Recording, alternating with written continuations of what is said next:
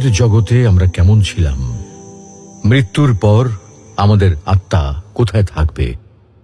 প্রিয় দর্শক, আজকে আমরা একটি অত্যন্ত গুরুত্বপূর্ণ বিষয় নিয়ে আলোচনা করব, আর সেটি হচ্ছে রুহের জগতে আমরা কেমন ছিলাম, মৃত্যুর পর আমাদের আত্মা কোথায় থাকবে।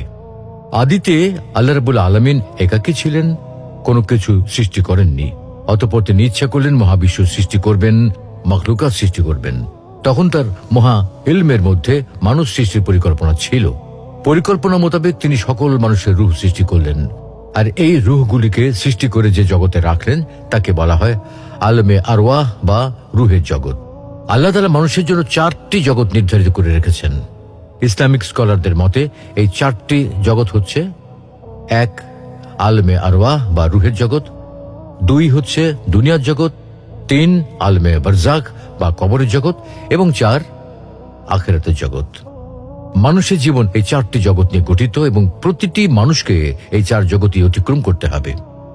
আমরা প্রথমে আলমে আরওয়াহ বা রুহের জগতে ছিলাম, সেখান থেকে দুনিয়ার জগতে এসেছি। তারপর একদিন এই দুনিয়া ছেড়ে আলমে বারজাখ বা কবরের জগতে চলে যাব। অতঃপর সেখান থেকে অন্তহীন আখিরাতের জগতে প্রবেশ করব। প্রিয় দর্শক, আজকে আমরা রুহের জগৎ নিয়ে বিস্তারিত আলোচনা করব ইনশাআল্লাহ। আলমে আরওয়াহ বা রুহের জগৎ কি? আলম আরবি শব্দ যার অর্থ জগৎ। আরওয়াহ শব্দটি রুহ শব্দের বহুবচন যার অর্থ আত্মা সমূহ। সুতরাং আলমে আরওয়াহ অর্থ হচ্ছে রুহের জগৎ। প্রচলিত অর্থে আলমে আরওয়াহ বলতে রুহের বাসস্থান থেকে বোঝায়।